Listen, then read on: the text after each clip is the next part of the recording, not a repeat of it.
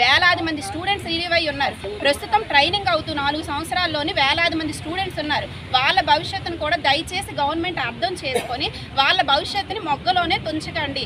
వాళ్ళకు కూడా, ఎందుకంటే పేషెంట్కి సర్వీస్ చేసే విషయంలో వస్తే కోవిడ్ సమయం అనే కాదు, ప్రతి ఒక్క సీజనల్గా వస్తున్నటువంటి డయాగ్నోసులు కూడా చాలా వస్తూ ఉంటాయి. ప్రతి దానికి వెనకంజు వేయకుండా మాకంటూ ఏం జరుగుతుందని ఆలోచించకుండా చేసే సర్వీస్ కేవలం స్టాఫ్ నర్సెస్ మాత్రమే చేస్తున్నారు. ఈ విషయాన్ని గవర్నమెంట్ గుర్తించండి. ఇప్పటికైనా మీరు రిలీజ్ చేసినటువంటి జీవోని వెనక్కి తీసుకోండి.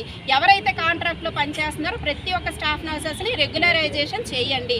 మేము ఈ విధంగా గవర్నమెంట్ కోరుకున్నది ఒక్కటే, ఎవరికి తగులు పెట్టే ముడి చేసే పనులు మీరు దయచేసి చెయ్యొద్దండి. మాకు ఎవరి మీద గ్రెడ్జ్ లేదు. వాళ్ళు ఎందుకు కూర్చోవాలి, మా సీట్లలో వచ్చిన ఆలోచన ఎందుకు వచ్చిందంటే, ఈ రోజున ఎవరైతే ఏఎన్ఎంగా చదివి ఉన్నారో వాళ్ళకి 16 నెలల కోచింగ్ అన్నది ఇచ్చి కేవలం జిఎన్ఎంగా తీసుకొచ్చి స్టాఫ్ నర్సెస్ క్యాడర్లో పెట్టడం అన్నది చాలా